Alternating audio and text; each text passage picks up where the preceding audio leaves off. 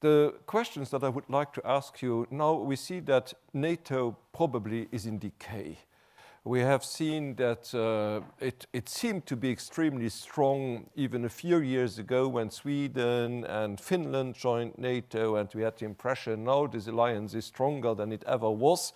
And actually what we see now is that the United States are slowly withdrawing, that we have even territorial claims by the United States against another NATO member, that Ukraine probably was the bridge too far, which has brought so many elements that are weakening now the alliance. And seeing this, what can be the future of European security architecture when this NATO is not a credible deterrent anymore, credible international organization? And the second question, maybe I would like to come to the Monroe Doctrine, because this is something that President Trump and many important politicians in the United States often quote, maybe not entirely correctly from a historical point of view, but it is a very important element in nowadays United States political thinking. But is it realistic? What do the people in Latin America think of the Monroe Doctrine? You are going to Brazil very soon, and I cannot imagine that people in Brazil, which is a big power, BRICS member, are now enthusiastic to come again under the Monroe Doctrine from the 19th century. So this idea of a revived Monroe Doctrine, how does it come over in Latin America in general, and what will be the implications of this strategic concept in America? Great. Well, security starts with diplomacy and with a security architecture. It doesn't start with the military. And the first thing is that we are in a multipolar world. We're in a multipolar world, and Europe should have active diplomacy with all of the major powers to help elaborate an adequate security, an inclusive security for the whole world, including for Europe. So the major powers right now are the United States, which threatens to invade Europe, and that's no joke. Russia, which does not threaten to invade Europe, incidentally. China, India. And these are the major powers. Europe, in another way, should be one of the great powers, but it's not exactly the way it's configured and the way that it is that it acts, because it's basically a dependency of the U.S. security system right now, and very confused at that, I would say. But Europe's security depends on relations with Russia that do not lead to a war. Russia's security depends on China remaining an important, stable partner of Russia. China's security depends on a world at peace, because the last thing China wants is a global war. They have another 30 or 40 years of development that they are intent on accomplishing. And as you observe Chinese diplomacy, they're not wanting to break things apart or to confront the United States or to launch wars.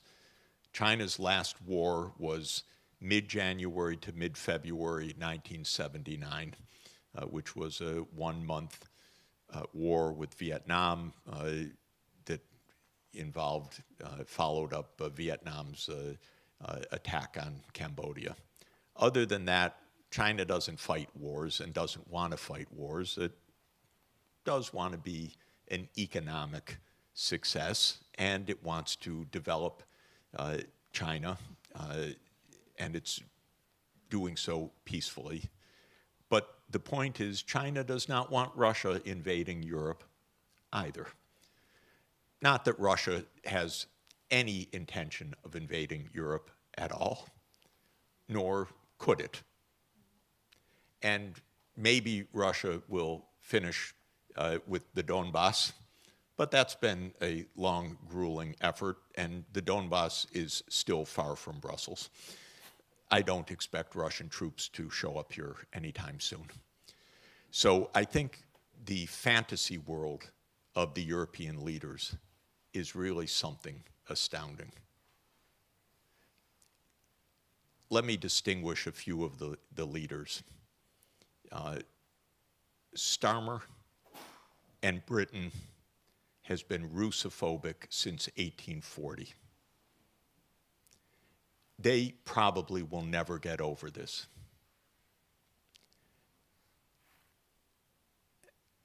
I won't tell you all the adjectives I would like to use, but every word that comes out of the UK about Ukraine, about almost anything, is nuts, because it's even more delusional than the United States.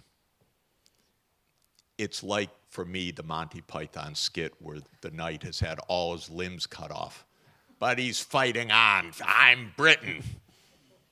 And that is Britain. So I put them aside because it's noise. It actually doesn't really matter whether it's Boris Johnson or Keir Starmer or anyone else. It's been basically this way since even before Palmerston. So that's Britain. Germany, for heaven's sake, should know better. It is the job of a German chancellor to call the Russian president. Period. No joke. Period. Germany has some responsibility in this world. Germany has some bilateral issues with Russia that should be attended to. I'm not talking about revenge. I'm talking about peace. And the biggest mistake of Merz is that he did not pick up the phone the first day and say, I'm the new chancellor of Germany and I would like to have a discussion with you, President Putin. Because that's his most important job in the world. The most important job for Germany, the most important job for Europe, the most important job for the world. And he failed that. And this is the most important point. France, it's another interesting story. Somewhere between Napoleon and de Gaulle. Oh my God. I don't know. It's too strange. But the truth is, France is a nuclear power, and it's a nuclear deterrent for Europe, and that's also fine in the context of sanity, of diplomacy, of discussion.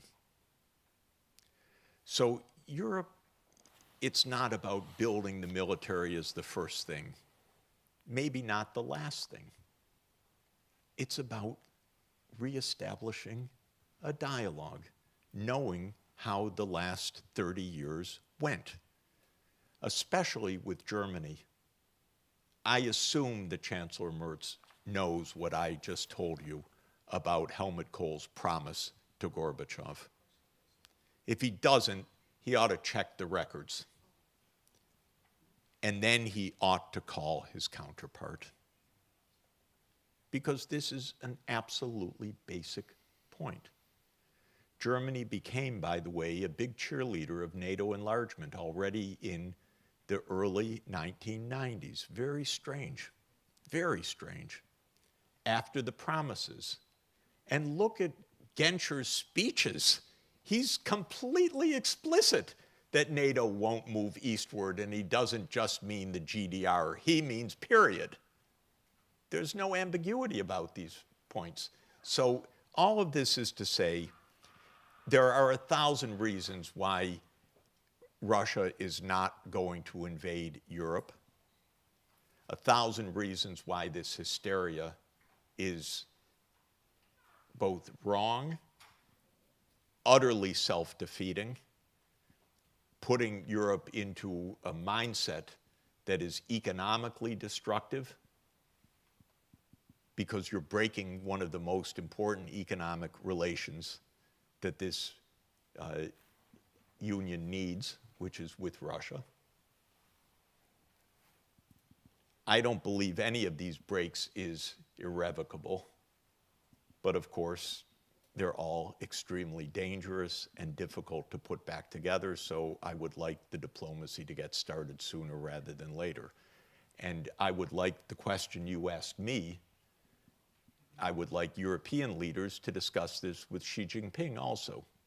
What is your view, President Xi, about our relations with Russia? Where is security going to come in this multipolar world?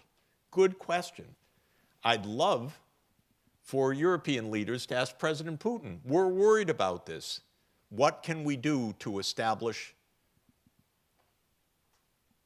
indivisible security on our continent once again? A claim that we adopted in Helsinki, final act. What can we do? I'd like to know the answers, the thoughts about that. By the way, the Russian foreign minister is the single most talented foreign minister in the whole world, Mr. Lavrov. He is an encyclopedia of modern history. He is an extremely impressive interlocutor. It just wouldn't hurt if someone in Europe spoke with him. You might learn something. He's very smart and very interesting and knows the history intimately. And it would be a very good, very fascinating discussion and an important one. So these questions need to be asked. Of course, not to me, but between the leaders. What can we do to build security? I'm not against a military deterrent, by the way, but it's the last point. And the idea that we're going to be military superpower, this is so wrong-headed completely. Peace through strength means annihilation through mutual destruction, that's all. Peace through strength is just about the dumbest slogan of the war industry. Peace through disarmament, peace through mutual respect, peace through negotiation, peace through good sense. Those all make sense.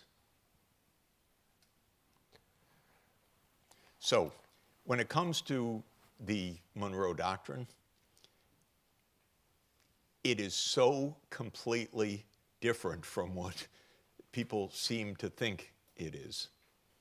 The Monroe Doctrine was a message to the Congress by James Quincy Adams in 1823 that has a few paragraphs on foreign affairs where it says, in the aftermath of the wars of liberation of the Spanish colonies, that European powers should not come to establish new colonies in the Americas. That's what the Monroe Doctrine says. And it says in the paragraph that follows that the United States will not meddle in the affairs of Europe. It's both reciprocal and it is about Europe not establishing new colonies in the Americas. That's the Monroe Doctrine, 1823. There was the Roosevelt corollary in Theodore Roosevelt, not Franklin Roosevelt. And the Roosevelt corollary, because this was the high imperialism moment of the United States until now, was that the U.S. will be the policeman of the Americas. This was the corollary of the Monroe Doctrine, that the U.S. will police the Americas. If there's egregious bad behavior, we will take charge because we're the regional hegemon. And this was in the aftermath of an event in 1902 when Venezuela defaulted on its debts and European gunboats came and shelled Caracas harbor to get debt payments started again. And Roosevelt said, we'll take care of it now. And from then on, the U.S. toppled governments in Latin America for the next 28 years until the sixth cousin of Theodore Roosevelt came to power, Franklin Roosevelt. And he essentially rescinded the Roosevelt corollary with what was called the good neighbor policy, where he said the United States will not unilaterally intervene in the affairs of the Americas. And under Roosevelt and following, they built the institutions of what became the Organization of American States. And the idea was a mutual collective security, but not American unilateral intervention. Didn't last very long. In 1954, we overthrew the government of Guatemala, incidentally, because they were trying to do a land reform which went against United Fruit Company, which was represented by the law firm of Sullivan and Cromwell, which was the law firm of John Foster Dulles, whose brother was Allen Dulles, the head of the CIA. So this was just business, ladies and gentlemen, nothing more than business. And John Foster Dulles, remember what Churchill said about him, dull, duller, Dulles. This is what transpired. So Trump has his own corollary that has nothing to do with the Monroe Doctrine, and maybe spins a yarn from the Roosevelt corollary. And Trump's doctrine in the national security strategy last year is, we own the Americas, thank you. That's the summary. We will determine who you trade with. We will determine who gets investment.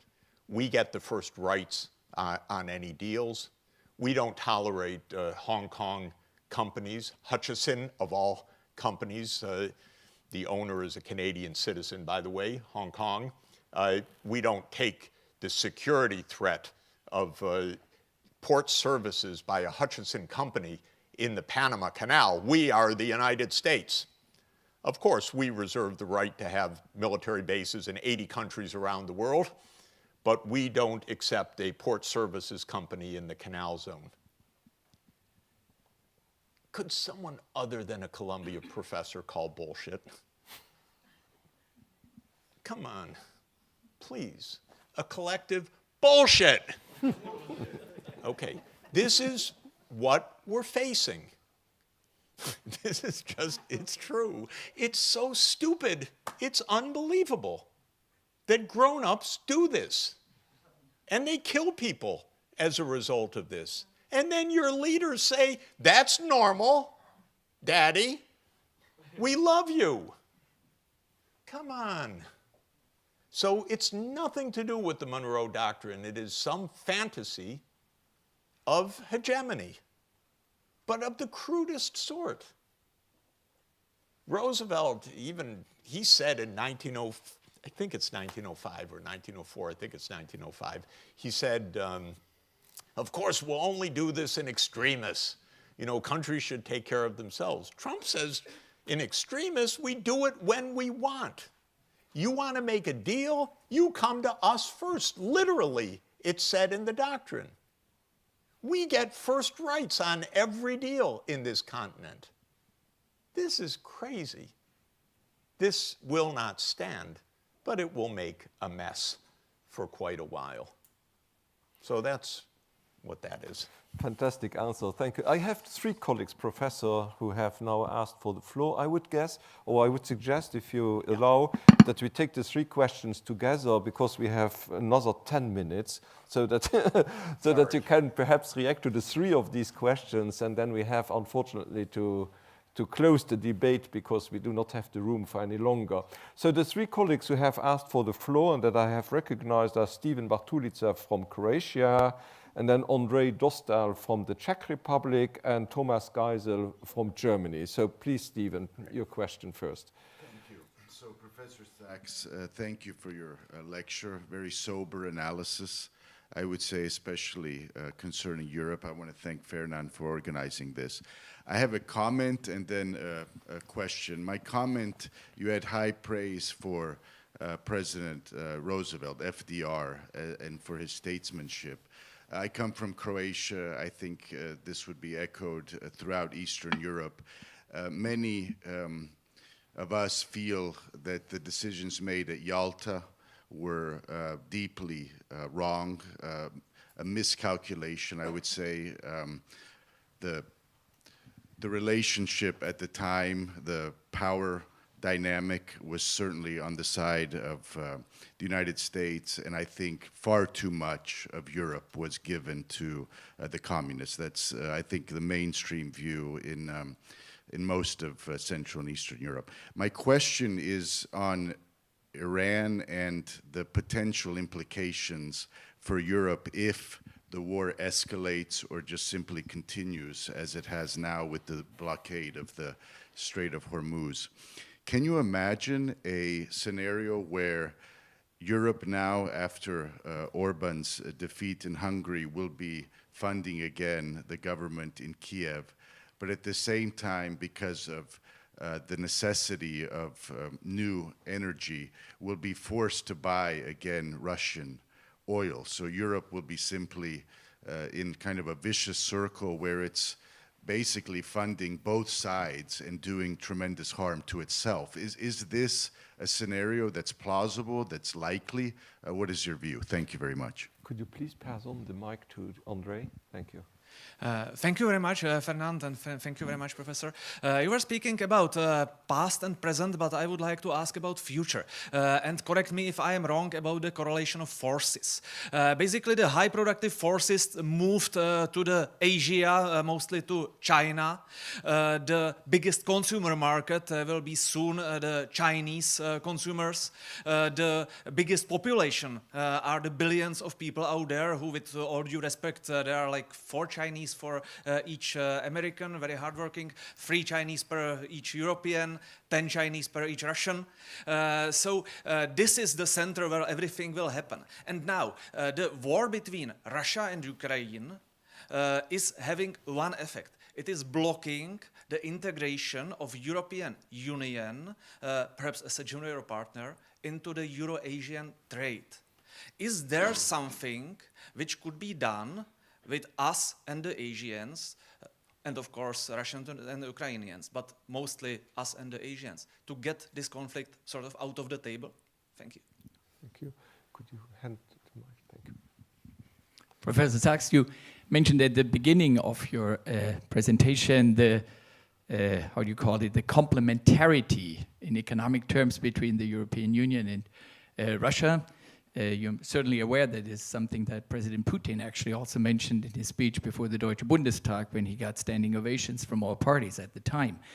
I guess this may have been the reason why the Americans for a long time sort of tried to achieve the objective avoiding, you know, a detente between Europe and Russia, or what they call the Axis Berlin-Moscow. And don't you think it's a tragedy in my sense? I mean, President Trump seems to have deviated from this classical neoconservative politics. I mean, he seems to try to overcome the isolation of Russia, and now it is just Europe, actually, who seems to continue this policy to avoiding any ties between Russia and Europe, despite the complementarity. And I mean, how would you explain that? Isn't that completely self-destructive? Thank you very much. Can you do that, Professor, in 7 minutes?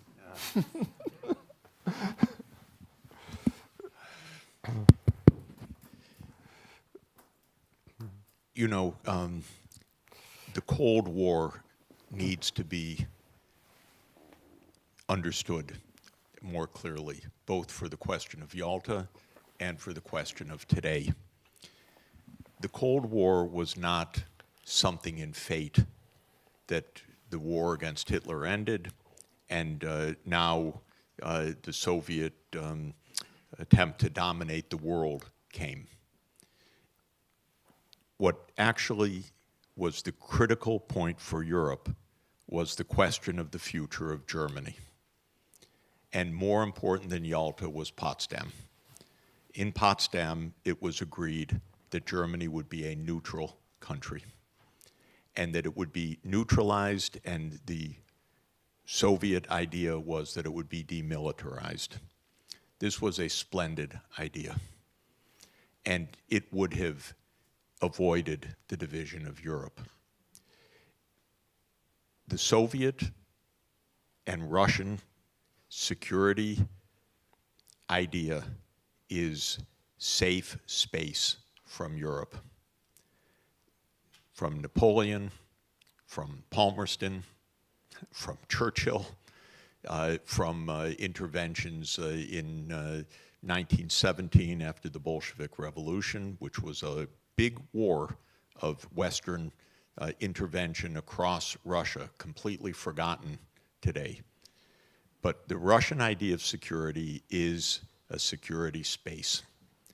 And the way that that could have been done was if the threat from Germany was not to be revived. Russia, Soviet Union had lost 27 million people, the worst calamity in history over this period. And this was 1945. And immediately, Churchill wanted to go to war against the Soviet Union, Operation Unthinkable. That was not just a thought experiment, that was a real question to his, the military staff. Could we fight a war starting this summer? Churchill had many sides to him. Already by Roosevelt's death, which was April 12th, 1945, the US military was taking in Nazi leaders and Nazi scientists to build an anti-Soviet effort. This also started at the same time. If Potsdam had been achieved of truly a neutral Germany, I think that the division of Europe would have been avoided. And when that failed in 1947, 48, the United States decided to build the Federal Republic of Germany. It decided to launch NATO in 1949. Stalin tried one more time in 1952 for the idea of a neutral Germany, and that was the Stalin Note. And the Soviets put it into action in 1955.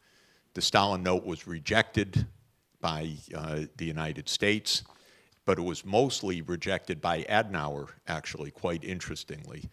Adenauer did not want a reunified Germany that was neutral. He said, I'd rather have the Federal Republic than a neutral Germany. And when he was asked why, he said, because I don't trust the German people to do the right thing. So Adenauer was actually the opponent of German reunification in 1952. The Soviets tried one more time in 1955 with Austria. The Austrian State Treaty in 1955 said permanent neutrality in return for the Soviet troops leaving Austria. It worked. Austria became reunified, and the Soviet Union never bothered Austria again. Russia never bothered Austria again. Austria lived happily ever after as a rich, prosperous, best strudel, absolutely wonderful, wonderful place. As neutral, exactly. So Yalta was not quite the giveaway. The tragedy of our world is that there were no anti-hypertension drugs in April 1945 because FDR died at age 62, and had he lived, he was a genius and he could manage Stalin. And he could, I don't mean manage and manipulate, I mean he could negotiate with Stalin. And Stalin respected him and he respected Stalin. And he would have dealt with Mao Zedong the same way, Because for Roosevelt, it wasn't labels. Roosevelt understood power and he understood peace. And he wanted the major powers to be at peace with each other. But he understood limits, but he understood that you could collaborate also. He was a great genius. Truman was Truman. He was a mediocrity. Maybe, I think a nice man probably fundamentally, but not smart enough not to drop the atomic bomb twice and not smart enough to be able to keep the military-industrial complex from arising and not smart enough to avoid the National Security Act of 1947 or the NSC 68 in 1950, which put the US on the path of the Cold War. So my point is there was nothing inevitable about the occupation.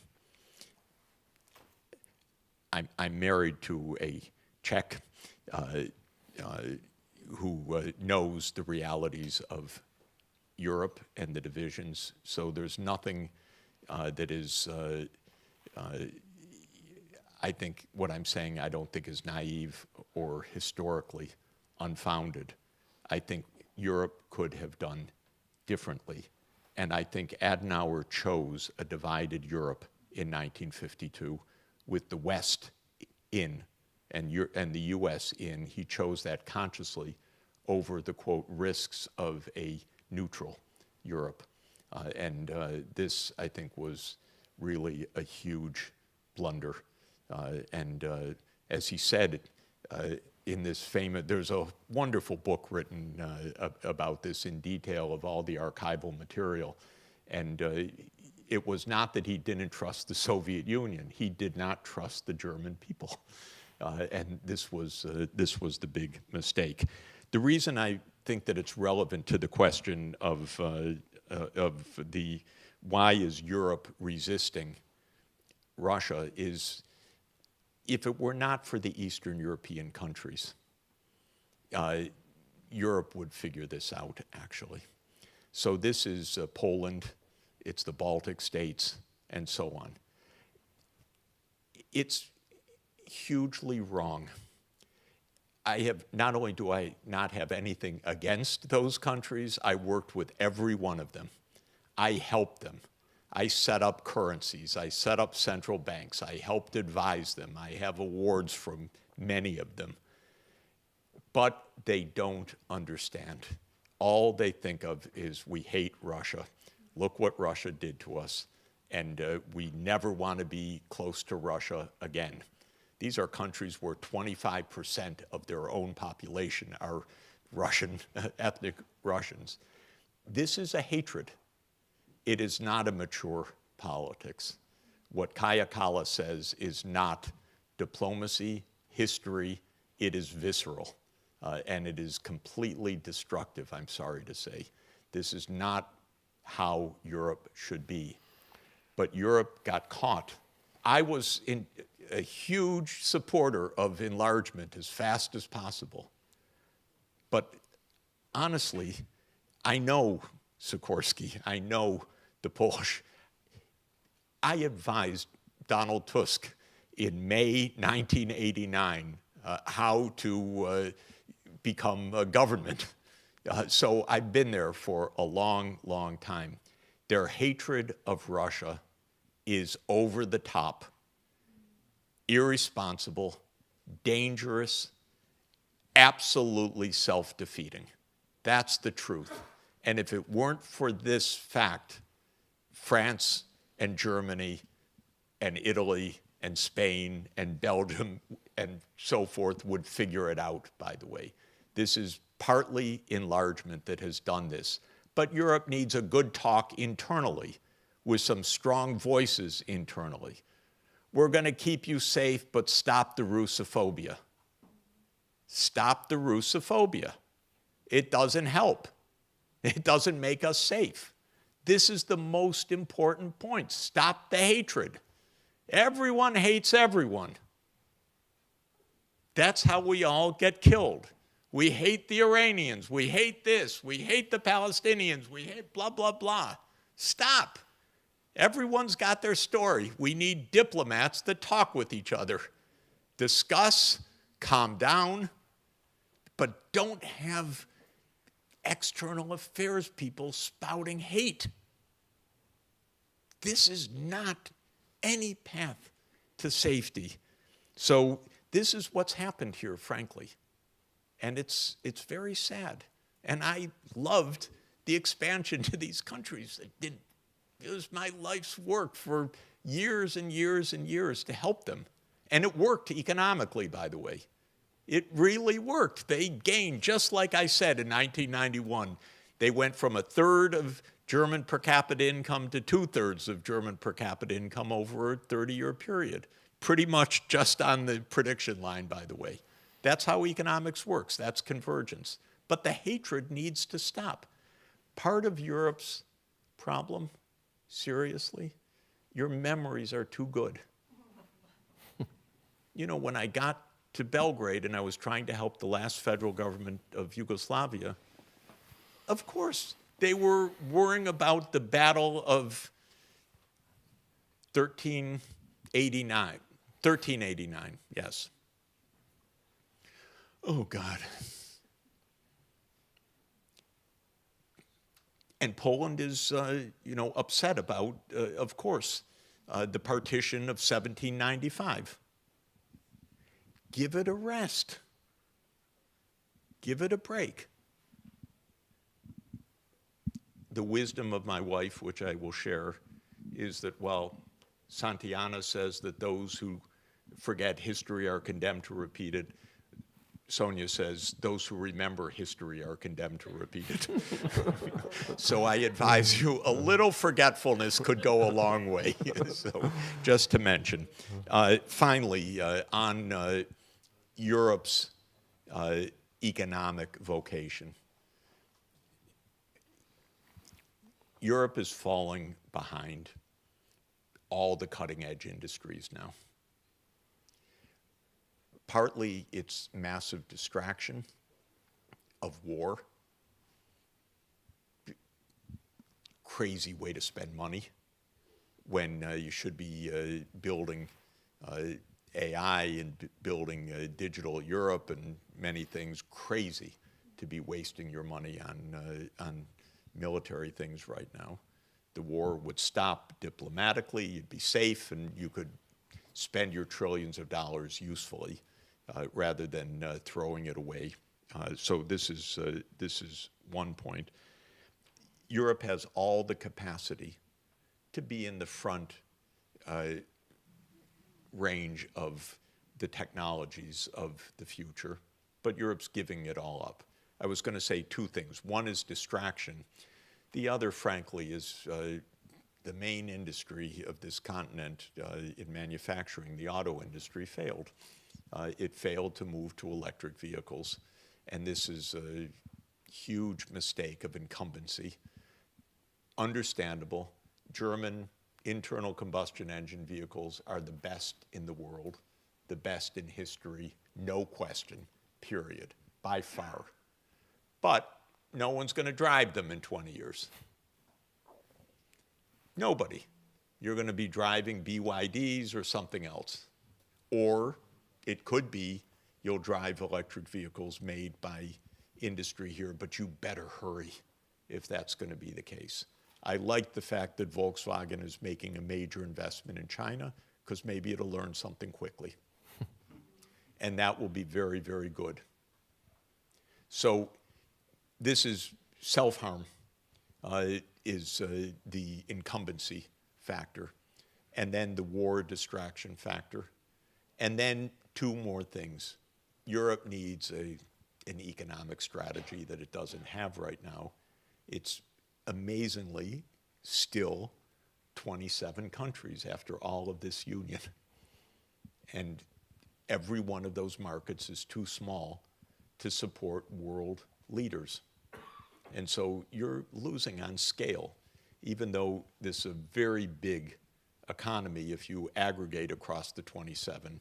It's not big if you keep the barriers for finance and innovation and parcel up the continent the way that is still done, shockingly, today after all of this time. This is still too divided. You don't even have an infrastructure, modernization infrastructure program for the EU-wide. You have 27 independent projects. Come on. This is not right. So this is a scale factor that really needs to be overcome. And industrial policy completely depends on scale. You need to compete with the US and China. And you can't. You know, you have one company in the top 50 market capitalization in the world. One, ASML. One. Europe's top innovation cluster in the EU 27 ranks 12th on the list. That's Paris.